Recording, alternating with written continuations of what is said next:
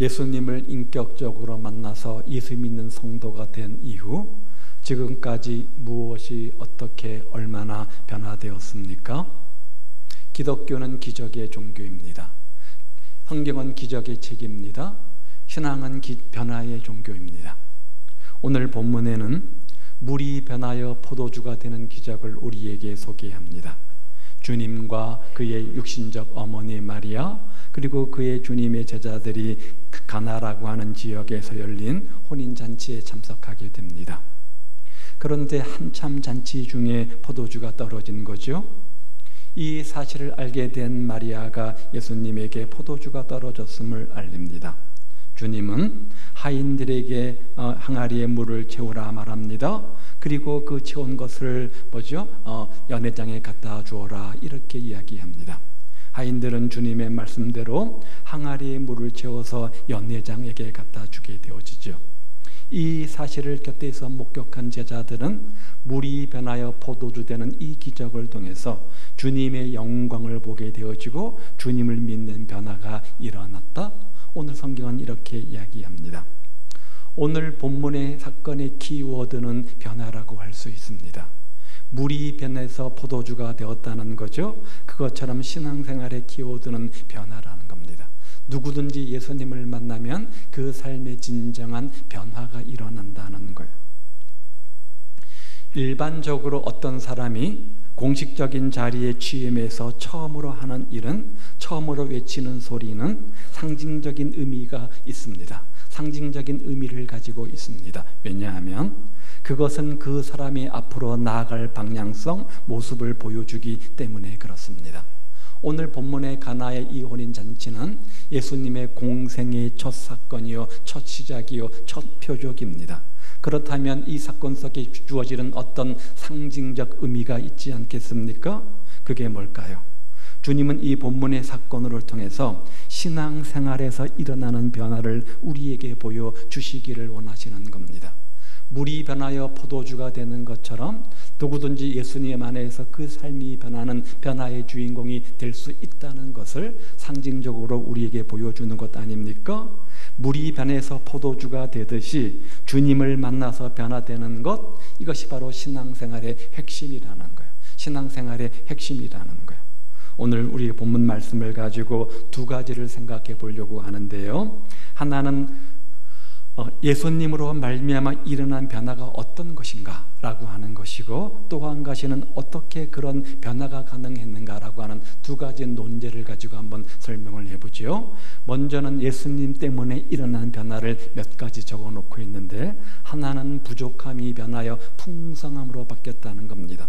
어떤 부족합니까? 포도주가 없는 부족함이었는데 포도주가 넘치는 풍성함으로 바뀌게 되어지죠. 3절과 6절 말씀이 그것을 이야기합니다. 혼인잔치에 포도주가 떨어졌습니다. 주님께서 하인들에게 항아리에 물을 채우라 이렇게 말씀하십니다.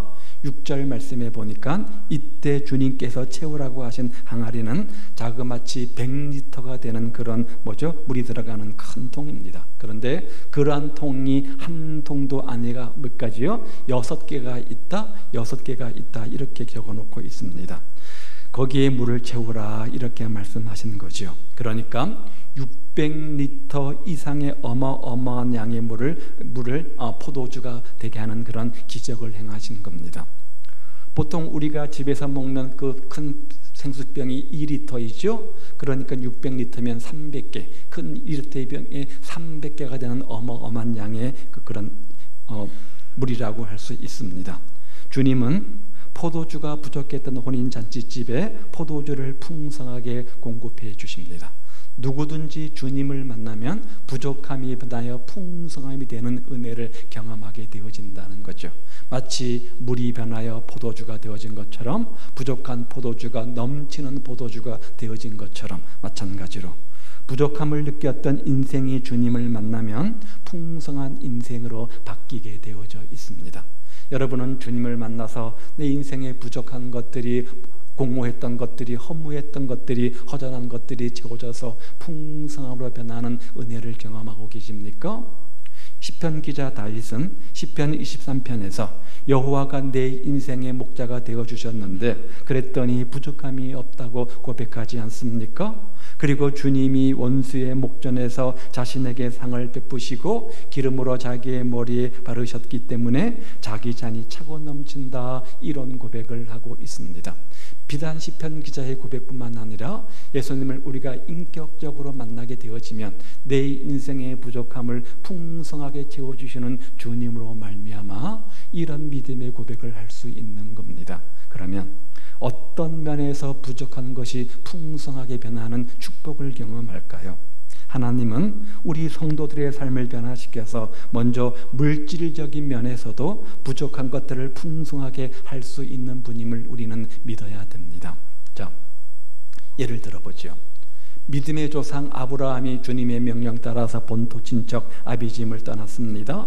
갈 때는 아무것도 없는 빈털터리로 떠났겠죠. 그런데 하나님과 동행하는 과정 속에서 신앙생활로 말미암아 나중에 엄청난 부자가 되지 않습니까? 부족함이 변하여 풍성함이 된 겁니다.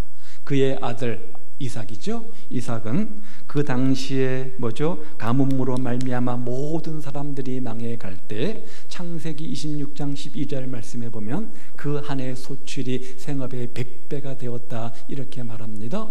부족함이 변하여 풍성함이 되는 변화의 축복을 경험한 겁니다. 이삭의 아들은 야곱이죠. 야곱은 빈손으로 예삼촌 라반 집에 들어갔지만 20년 후 돌아올 때는 많은 짐승의 떼를 이루는 거부가 되지 않았습니까? 부족함이 변하여 풍성함이 되었던 겁니다. 야곱의 아들은 누구예요? 요셉입니다. 노예로 팔려가서 노예가 소유권이 있어요, 없어요? 없잖아요. 아무것도 소유할 수 없는 입장이었지만 나중에 어떻게 됩니까? 자기 백성뿐만 아니라 모든 다른 나라 백성들까지 먹여 살리는 애굽의 큰 총리가 되지 않았습니까? 부여와 명예와 권세를 한 손에 쥐는 그런 총리가 되었습니다. 이처럼 우리가 주님 안에 있으면, 주님을 만나면 우리 인생의 육신적 부족함이 변하여 풍성함을 경험하는 축복의 주인공이 된다는 거예요. 여러분, 그런 경험을 하십니까? 그런 살아있는 경험의 주인공들 되시기를 바랍니다. 그런데 무엇보다 성도들의 진정한 풍성함은 이런 물질적인 것보다도 내적인 것 아니겠습니까? 내 내면의 풍성함이 아니겠습니까? 진정한 신앙을 가진다면 어떠한 상황 속에서도 그 상황 속에 만족하며 자족하며 감사할 수 있는 내면의 풍성함을 경험하게 되어집니다. 이전에는 안 됐지만 사도 바울의 고백처럼 주님 때문에 그런 자족의 기쁨, 자족의 만족, 자족의 풍성함을 경험하는 수준까지 올라가게 되는 거예요. 사도 바울은 빌립보서 4장에서 어떠한 형편에도 자족하는 비결을 배웠다, 어떠한 형편에도 자족하는 비결을 배웠다, 이렇게 고백하지 않습니까? 그는 손에 쥔 것이 없지만 두려워하지 않았습니다. 왜냐하면 모든 것을 후히 주사 누리게 하시는 하나님을 의지했기 때문입니다. 여러분의 인생이 주님을 만남으로 말미암아 물질적으로 뿐만 아니라 내면적으로 부족함이 없는 풍성한 인생의 주인공들 되시기를 주님의 이름으로 축복을 드립니다. 이 가나의 기적을 통해서 주님께서 우리에게 교훈하는 첫 번째 변화는 우리 인생의 육신적이든 영적이든 부족함이 변하여 풍성함의 축복의 주인공이 된다는 거예요. 두 번째 변화는요, 3절에 보니까 염려하던 인생이 기쁘고 즐거운 인생으로 변한다는 거죠. 잔치집은 슬픈 곳입니까? 즐거운 곳입니까? 즐거운 것입니다. 포도주는 기쁨의 상징인데요, 시편 104편 15절 말씀 보십시오. 사람의 마음을 기쁘게 하는 포도주라고 했습니다. 사람의 마음을 기쁘게 하는 포도주라고 했습니다. 전도서 10장 19절에 보면 잔치는 희락을 이어야 베푸는 것이요 포도주는 생명을 기쁘게 하는 것이라, 이렇게 말했어요. 기독교의 신앙을 제대로 가진 사람은 그 주님 때문에 인생은 즐겁고 기쁘게 산다는 거죠. 이것이 정상적인 신앙생활의 모습이라는 겁니다. 유대인들은 잔치를 할 때 포도주 맛으로 그 잔치 음식을 평가했다고 해요. 먹을 것이 있다 없다, 이 잔치는 풍성했다, 좋았다 라고는 평가 기준이 뭐냐면 포도주였다는 거죠.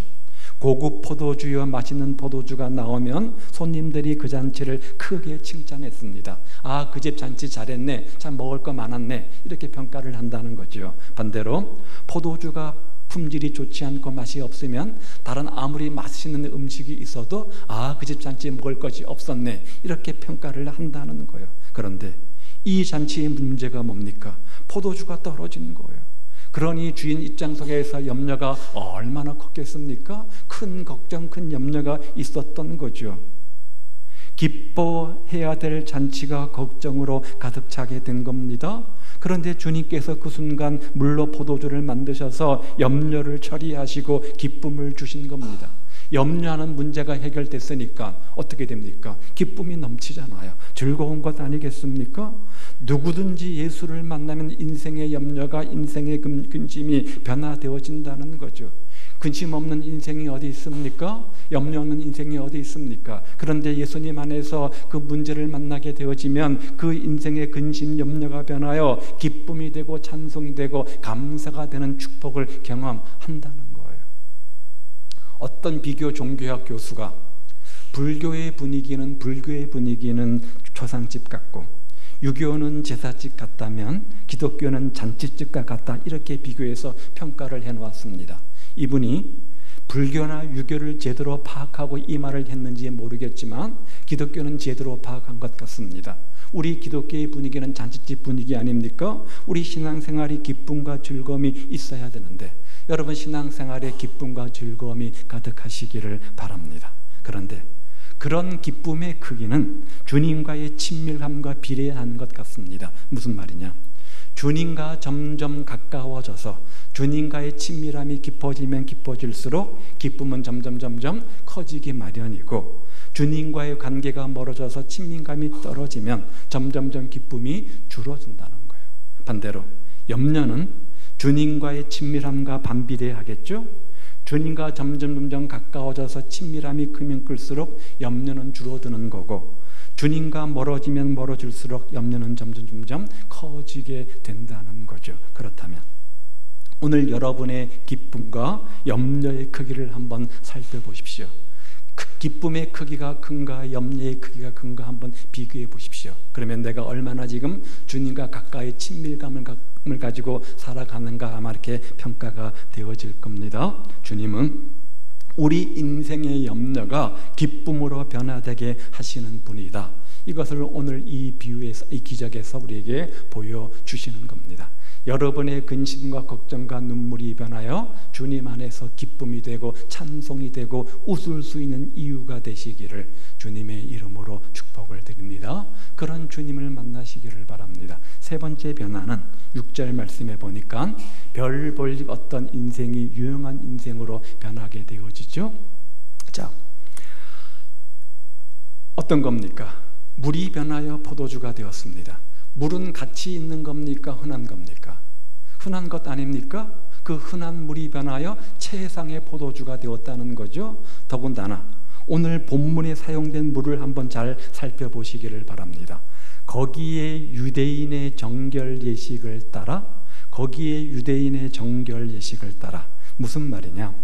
유대인들은 외출하고 돌아오면 항상 손과 발을 씻었습니다. 왜냐하면 당시 사람들은 우리처럼 구두나 운동화를 신고 다닌 것이 아니라 샌들을 신고 다녔습니다. 일종의 슬리퍼인 거죠.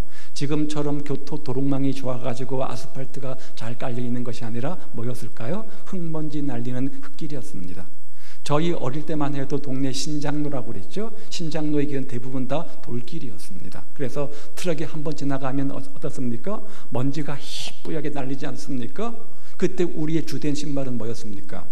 검정고무신, 그렇죠? 네, 슬리퍼 뭐 이런 거 아니었습니까? 그래서 쉽게 손과 발이 더러워졌겠죠. 그래서 집에 돌아오면 현관에 항상 손과 발을 씻는 그런 물을 위한 항아리를 만들어 놓았던 거예요. 바로 그것이 정결 예식입니다. 그래서 집에 들어올 때 정결케 한다는 의미로 손과 발을 씻었습니다. 여러분, 그럴 때 씻는 손과 발을 씻는 물은 최고로 좋은, 마실 수 있는 비싼 좋은 삼다수 물일까요? 아니면 저렇게 흘러가는 냇물일까요? 어떤 물을 쓰겠습니까? 좋은 삼다수 수물은 아니지 않겠습니까? 그렇죠? 흔한 물을 썼을 겁니다. 그렇죠? 썼을 겁니다. 예. 그런데 그런 물을, 손발을 씻는 그런 물을, 하찮은 물을 주님께서 변해서 귀한 포도주로 바꾸었다는 거예요. 포도주도 그냥 포도주가 아니라 최상의 포도주. 어떻게 할 수 있는가? 그 다음 10절 말씀을 보십시오. 사람마다 먼저 좋은 포도주를 내고 취한 후에 낮은 것을 내거늘 그들은 지금까지 좋은 포도주를 두었다. 물을 떠다가 주었는데 그 포도주가 되었습니다. 마셨더니 그 사람들의 평가가 뭡니까? 이전보다 더 좋은 최상의 포도주였다는 거죠. 그렇죠? 물은 가치가 낮은 흔한 것입니다. 그런데 예수님은 흔한 물을 가지고 값이 비싸고 질이 좋은 포도주로 만드신 겁니다. 마태복음 21장에 보면 건축자의 버린 돌이, 건축자들이 버린 돌이, 무의미하다고 쓸데없다고 버린 돌이 모퉁이의 머릿돌이 되었다, 이런 말씀이 있습니다.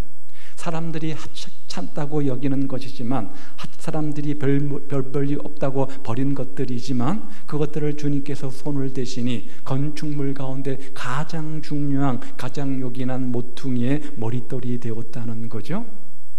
이 말씀 그대로 주님 만난 사람들은 쓸모없던 사람이었는데, 별 볼 일 없는 인생이었는데 주님 만나서 요긴한 인생이 되는 경우가 얼마나 많이 있습니까? 세상적으로 학벌적으로 명예와 권세가 뛰어나서가 아니라 주님의 능력의 손에 들린 바 되어지니까 약한 자를 들어서 강한 자를 부끄럽게 하시는 분이어서 세상의 논리가 아닌 주님의 방법으로 약한 자를 들어 사용할 때가 얼마나 많이 있어요. 그 증거가 뭐냐? 예수님의 12제자입니다. 당시에 보통 사람들과 비교해 볼 때도 평균 이하 아니었습니까? 베드로는 갈릴리 어부로서 건축자의 버린 돌처럼 그 누구도 주목하지 않던 인생이었습니다. 그런데 주님께서 손을 대시니까, 주님의 능력의 손에 붙잡힌 바 되니까 가장 요긴한 주님의 수제자여 당시 초대교회 최고의 지도자가 되지 않았습니까? 베드로를 그렇게 사용하신 주님은 누구든지 그렇게 사용할 수 있는 분이라는 거예요. 우리가 특별한 재능이 많아서, 특별한 능력이 많아서, 특별한 명예와 권세와 부여가 많아서가 아니라 누구든지 주님의 능력의 손에 붙잡히면 약한 자가 강한 자가 되게 하시는 분입니다. 우리 인생이 비록 과거에는 쓸모없는 인생이었다고 할지라도, 그런 인생처럼 보였다고 할지라도 이제는 주님 안에서 가치 있는 귀한 인생이라는 사실을 기억하십시오. 네 번째 변화는 10절에 보면 처음보다 나중에 더 좋게, 자 10절 변한다는 것이죠. 연회장이 신랑에게 뭐라고 말합니까? 사람마다 먼저 좋은 포도주를 내고 취한 후에 낮은 것을 내거늘 그대는 지금까지 좋은 포도주를 주었다. 세상은 처음에는 좋은 것을 내놓고 환심을 산 이후에 마음을 열어주면 나중에는 낮은 것을 내두는 것이 세상의 이치 아닙니까? 여러분, 식당하는 사람들 중에서 이렇게 어리석은 사람들이 많습니다. 처음에는 반찬도 맛있게 만들고 친절하다고 또 소문이 나서 사람들이 빠글빠글 많이 몰리면 어떻게 됩니까? 항상 사람들은 변질되잖아요. 그렇죠? 반찬 가지수도 줄고 맛도 줄고 불친절하게 바뀌는 경우를 참 많이 봅니다. 그런데 우리 예수님은 처음보다 나중을 더 좋게 만드시는 분입니다. 예수님을 믿으면 점점점 도와줍니다. 처음보다 나중이 훨씬 더 좋게 되어집니다. 창세기 49장에 보면 12아들을 야곱이 축복하면서 요셉에게 축복할 때 한 가지 축복의 내용이 뭐냐면 점점 더 잘 되는 축복입니다. 여러분, 시작이 좋아야 되겠어요? 끝이 좋아야 되겠어요? 끝이 아유 잘하시네. 끝이 좋아야 되지 않겠습니까? 시작이 좋은 인생이 있습니다. 그런데 더 좋은 축복은 끝이 좋은 인생 되는 겁니다. 주님 안에 있으면 처음보다 나중에 더 좋게 하신다는 거예요. 사무엘하 5장 10절 말씀을 한번 봅니다. 만군의 하나님 여호와께서 함께 계시니 다윗이 점점 강성하여 가니라. 시작이 좋았다는 거예요? 끝이 좋았다는 거예요? 점점점 나아짐의 축복이 되었다는 거죠. 그렇죠? 그 비결이 뭡니까? 하나님이 함께 하셨기 때문입니다. 하나님을 믿었기 때문입니다. 반대로 사울은 어떻습니까? 하나님을 의지 않고 살아서 점점 약해졌고 결국은 전쟁터에서 아들과 함께 동시에 비참한 죽음을 맞이하지 않았습니까? 시작은 누가 좋았어요? 다윗이 좋았어요? 사울이 좋았어요? 사울이잖아요. 너무 잘 아시네. 사울 아닙니까? 외모도 준수했고 이스라엘 백성 가운데 이만한 인물을 찾지 못하다 그래서 그를 초대 왕으로 세운 것 아닙니까? 그런데 마지막 결말은 비참한 주인공이 됩니다. 여러분, 사울이고 싶으세요? 다윗이고 싶으세요? 다윗 아닙니까? 처음에는 별법 없는 목동 여덟 번째 아들이었지만 나중에 하나님께서 축복하셔서 큰 믿음의 선군된 하나님의 마음에 합한된, 그죠? 이 누구예요? 다윗, 그렇죠? 점점 나아짐의 축복 아닙니까? 다윗은 그런 인생을 살았는데 그 비결을 주님이 함께 하심이라고 말씀하고 있습니다. 세월이 지나면 여러분 점점 좋아지는 자신을 발견하게 될 겁니다. 우리 교회도 점점 잘 되게 될 겁니다. 왜냐하면 우리 모두도 주님을 의지하기 때문입니다. 우리 모든 인생 가운데 주님이 함께 하시기 때문입니다. 그래서 욥기에서 말씀하시는 것처럼 내 시작은 미약하지만 나중은 창대하게 될 겁니다. 왜냐하면 주님이 우리와 함께 하시니까. 처음보다 끝이 좋은 인생 되시기를 바랍니다. 저도 그렇게 기도하고 있어요. 시작보다 끝이 좋게 하옵소서. 마침표를 잘 찍어야 되지 않겠습니까? 우리 모두 마지막이 좋은 인생들 되시기를 바랍니다. 주님 안에서 주님을 만나면 시작보다 끝이 더 좋아지는 점점 나아짐의 축복의 주인공이 된다는 거예요. 마지막 또 한 가지 변화는 11절에 있습니다. 한 번 더 읽어봅니다. 예수께서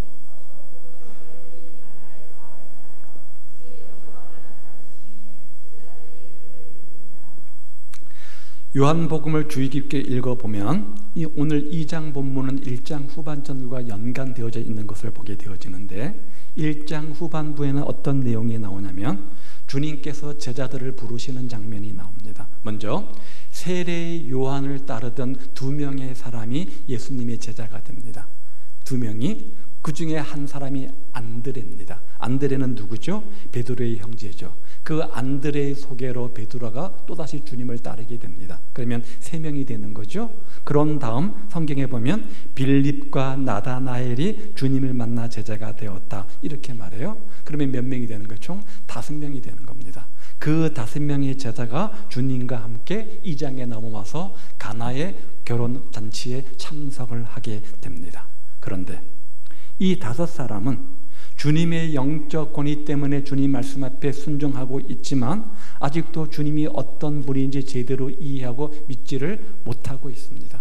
그저 랍비, 좋은 교훈을 주는 랍비 정도의 수준으로 생각했지 저분이 참된 하나님의 아들이요 참된 메시아요 참된 구세주임을 믿지 못하는 그런 수준 아니었습니까? 그런 그들이 이 기적을 통해서 그를 믿게 되었다.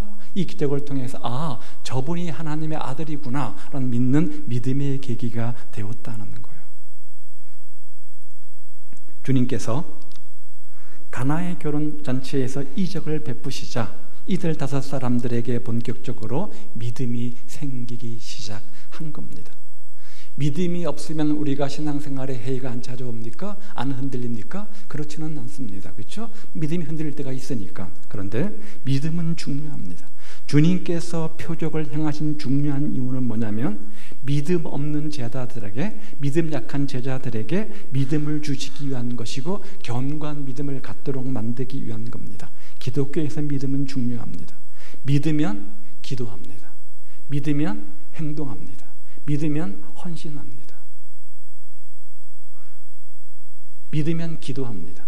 믿고 구하면 주신다는 믿음이 있으면 기도합니다. 내 삶으로 헌신하고 봉사하면 하나님께서 더 큰 갑절의 축복을 주신다라고 믿으면 기꺼이 헌신하고 봉사합니다. 그래서 믿는 것이 하나님의 일인 거예요. 제자들이 믿기 전에는 주님을 위해서 살 수 없었습니다. 주님을 위해서 헌신도 못했습니다. 그런데 믿으니까 모든 것을 버리고 주님을 따라갈 수 있었고 자신의 목숨을 초계처럼 여기고 기꺼이 주님의 복음을 위해서 헌신하지 않았습니까? 믿었기 때문이에요. 믿었기 때문이에요. 믿으면 지옥 백성이 천국 백성 되는 거고 믿으면 마귀의 자녀가 하나님의 자녀로 변화하는 겁니다.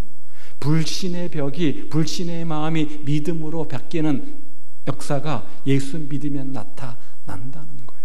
자, 그렇다면 여러분에게도 예수님을 만남으로 그런 변화가 있습니까? 그런 변화가 있습니까? 부족함이 변하여 풍성케 되는 변화의 축복의 주인공입니까?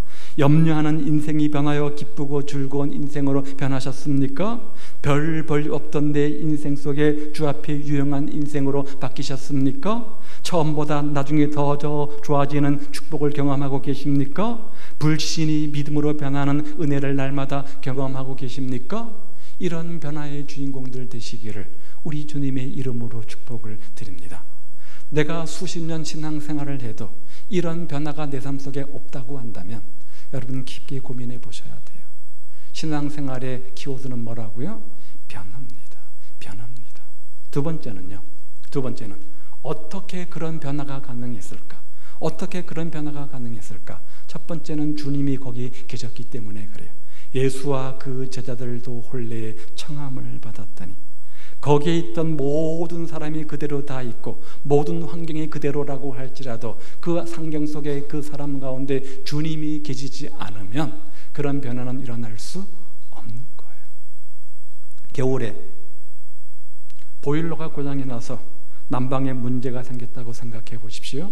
춥습니다. 추위에 가족들이 벌벌 떨고 있습니다. 전화를 걸어서 보일러 회사에 AS를 요청합니다. 기사가 달려오겠죠. 기사를 불렀지만 기사가 올 때까지는 벌벌 추위에 떨고 있어야 되는 것 아닙니까? 보일러를 고치는 기사가 오면 보일러가 고쳐질 거고 보일러가 고쳐지면 온 집안에 온기가 돌 것이고 그러면 회복이 되는 거죠. 한 사람, 보일러공 한 사람 때문에 그런 회복과 변화가 나타나는 겁니다. 그렇다면 우리 주님은 어떤 분입니까? 세상의 창조주 아니십니까? 주님에게는 우리의 영과 혼과 몸과 가정과 생활 모든 것들을 변화시킬 수 있는 능력이 있는 분이잖아요. 그 주님을 자신의 인격 속에 모셔드리면 인격의 변화는 자연스럽게 일어나야 정상이에요. 그 능력의 주님을 내 생활의 현장에 모셔드리면 내 생활의 현장에 놀라운 부흥이 일어나야 정상이에요. 그 주님을 우리 가정 속에 모셔드리면 우리 가정이 합평케 하는 평안의 가정이 돼야 정상입니다. 주님이 함께 하시기 때문에 이런 변화는 일어나는 거예요. 두 번째는 기도했기 때문입니다. 3절 말씀 보십시오. 본문에 보면 마리아가 포도주가 떨어진 사실을 예수님께 알립니다. 예수님께 도움을 요청한 거죠.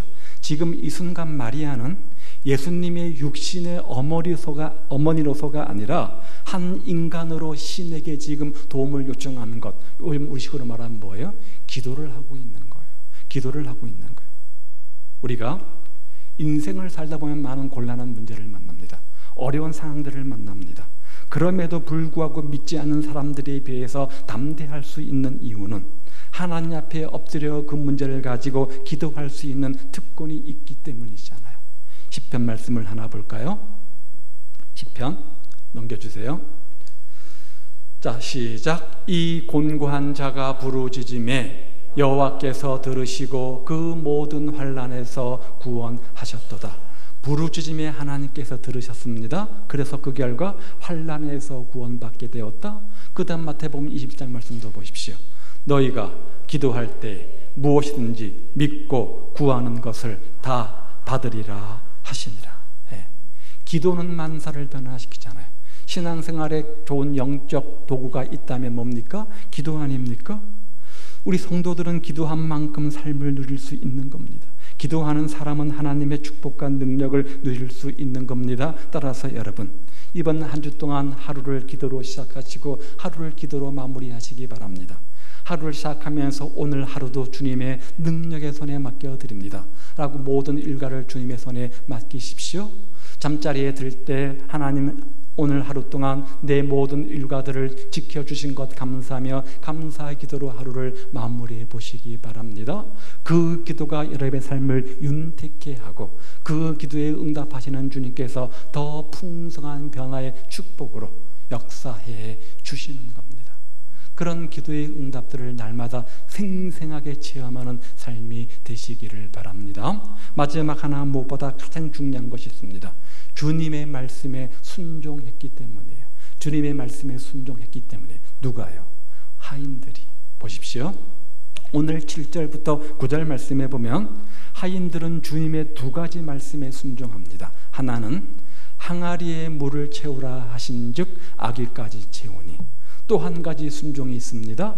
이제는 떠서 연회장에게 갖다 주라 하시니 갖다 주었더니. 그런데 첫 번째 명령, 항아리에 물을 채우라 하는 것, 쉬워요, 어려워요? 쉬운 명령입니다. 쉬운 순종입니다. 그저 빈 항아리에 물을 채우는 거니까 조금의 육신적 노력만 가하면 되는 겁니다. 그런데 두 번째 명령은 어떻습니까? 이제는 떠서 그 물을 연회장에게 갖다 주라. 이 명령은 순종하기 쉬워요, 어려워요? 어려워요. 왜요? 왜요? 물인 줄 알잖아요. 내 경험이 아니에요. 내 상식이 아니에요. 내 논리가 아니에요. 내가 사는 삶의 방식이 아니에요. 그러니까 순종하기 어려운 거예요. 주님의 뜻이라고 하는 것이 내 삶의 논리와 똑같다, 내 방법과 똑같다, 내 뜻과 똑같다, 내 경험과 똑같다. 왜 순종 못하겠어요? 그런데 자꾸만 주님의 뜻이라고 하는 것이, 순종하라고 하는 것이 내 생각을 초월하고 내 경험을 초월하고 내 방법과 아니니까 순종하기 어려운 거잖아요. 순종하기 어려운 거잖아요. 그런데 기적은 이 하인들의 순종 때문에 일어났어요.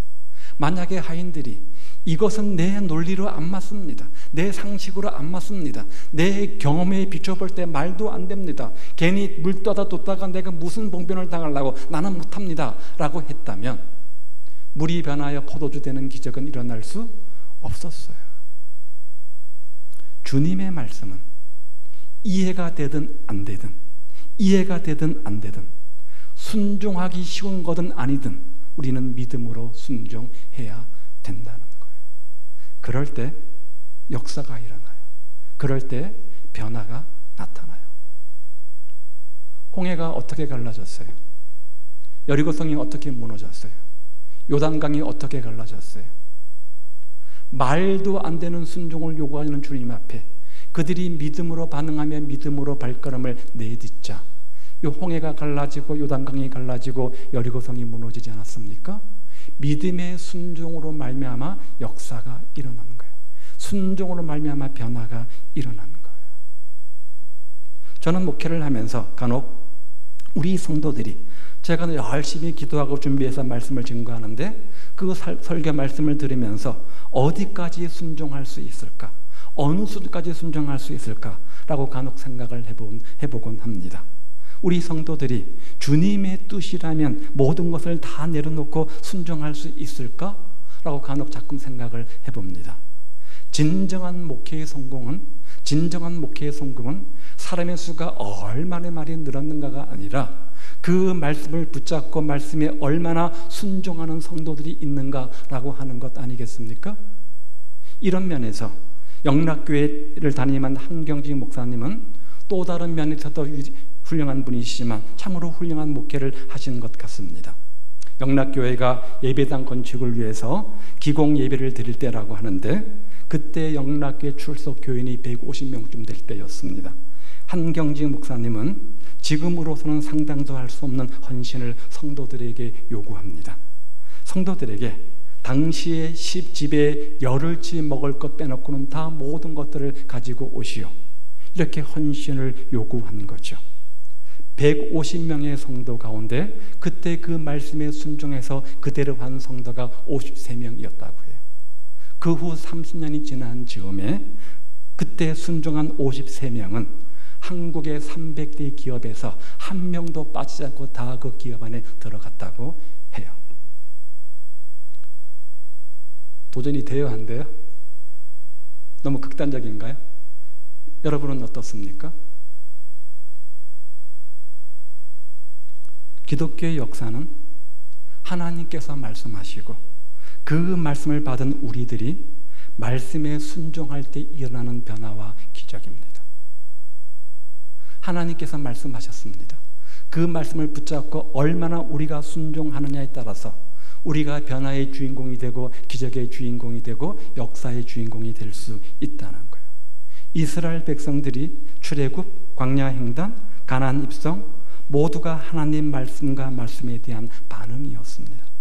말씀에 순종하십시오. 그러면 하나님의 창조의 손길을 보게 될 겁니다. 물이 변하여 포도주 되는 기적의 주인공이 될 겁니다. 반대로 불순종해 보십시오. 하나님의 징계의 매를 보게 될 겁니다.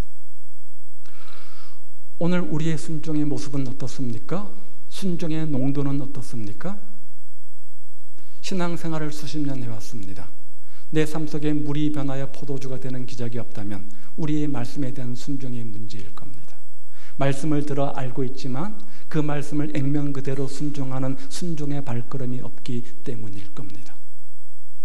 오늘 우리는 예수님으로 말미암아 일어난 삶의 변화가 어떤 것인지 생각해 보았습니다. 왜 어떻게 그런 변화가 일어나는지도 생각해 보았습니다. 신앙생활의 키워드는 변화입니다. 누구든지 물이 변하여 포도주가 되는 것처럼 예수 안에서 주님을 만나면 그건 변화의 삶을 살아가는 것이 당연한 것이고 그것이 신앙생활의 핵심이라는 겁니다. 내가 이러이러한 직분을 가지고 있고 이렇게 오랫동안 예수 믿는 성도로 불렸음에도 불구하고 그런 변화와 성숙과 성장이 내 안에 없다고 한다면 내 신앙생활에 크게 문제가 있는 거예요. 크게 문제가 있는 거예요. 오늘 본문의 말씀에 하면 말씀에 의한 즉각적 헌신적 순종이 없다는 거예요. 이 가을에 우리 모두 누구든지 예수를 만나면 변화가 일어나고 성장과 성숙이 일어난다고 하는데 즉각적인 말씀의 순종을 통해서 이런 변화의 주인공, 이런 성장과 성숙의 주인공들 다 되시기를 우리 주님의 이름으로 축복을 드립니다. 기도하겠습니다. 오늘 본문이 교훈하는 것이 무엇입니까? 예수님을 만남으로 일어나는 변화를 이야기합니다. 물이 변하여 포도주가 되는 것처럼 예수님을 만나면 그런 변화가 있다는 겁니다. 불가능이 가능케 되어지고요, 물질의 축복이 일어나게 되어지고 영적 축복이 일어나게 되어지고 슬픔과 근심과 걱정이 염려가 기쁨과 찬송이 된다는 겁니다. 성장과 성숙이 있다는 겁니다. 그 중요한 이유는 말씀에 대한 순종이었습니다. 오늘 우리는 어떻습니까? 우리 자신을 살펴보면서 우리도 이런 변화의 주인공 되기 원합니다. 물이 변하여 포도주가 되는, 내 인생의 물이 변하여 포도주가 되는 주인공 되게 하옵소서. 변화와 성장과 성숙의 주인공 되게 하옵소서. 그러하기 위해서 말씀에 순종하는 삶이 되게 하옵소서. 함께